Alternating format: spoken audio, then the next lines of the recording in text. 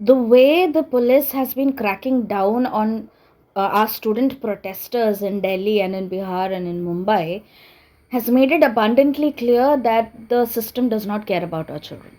The government does not care whether our children are happy and healthy, whether they have enough opportunities to come up in life, the quality of life.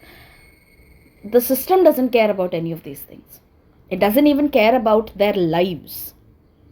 So this outdated script that we have, that children should be obedient and children should follow all the rules, and they should just be sincere and honest and hardworking, and then some authority figure, some benevolent entity is going to take care of them. That script, we have to do away with it. Gen Z has come together. These young people, they are organizing, they are marching, they are protesting, um, they are mobilizing in such large numbers, they are helping one another, they are protecting one another. That is a huge thing. That is amazing. These are children who did not even grow up watching how revolutions happen, or how protests and how pushing back changes and shapes society, but they figured it out, and they're doing it in an amazing way, and I'm very proud of them. But there is a task left to us as parents and as teachers. Okay, there are little children who are growing up with us in our homes, in our classrooms. The most important thing we have to do right now is to give them a strong belief in their own abilities and in their dignity and in their dreams, so that nobody, no authority figure, not the government, not law enforcement, not their boss, not their corporate overlords, nobody should be able to convince them that they deserve to live suffering under indignity and humiliation, that they deserve to have to put up with huge lapses of judgment in on the part of the elite, on the part of the people at the top of the system. They should not be able to convince our children that life is always going to be slightly miserable, so you just be quiet and you just do what you're asked to do. Our children should never be willing to put up with that. If we can raise the next generations to be so assertive that they know what they deserve, they know that they deserve a good life, they know that they deserve quality education, they know that they deserve to be treated with equality, with dignity, with respect. They know that nobody has the right to unnecessarily force them to do things that are harmful for them. They know that they have a right to good mental health and good physical health. If our children are aware of these rights and of the responsibilities they have as free citizens in a democratic country, if we can raise a generation that is aware of these things, then such people will not be in positions of power, such people who do not care about the people they claim to be representing. Then we can ensure that the people who under whom our children work, the people who are heading the job markets, these people cannot exploit our children. We have to raise a generation of unexploitable children, and for that we have to raise them to be highly confident, hyper aware of their abilities, hyper aware of their responsibility to be kind, compassionate, justice oriented, assertive citizens of this nation.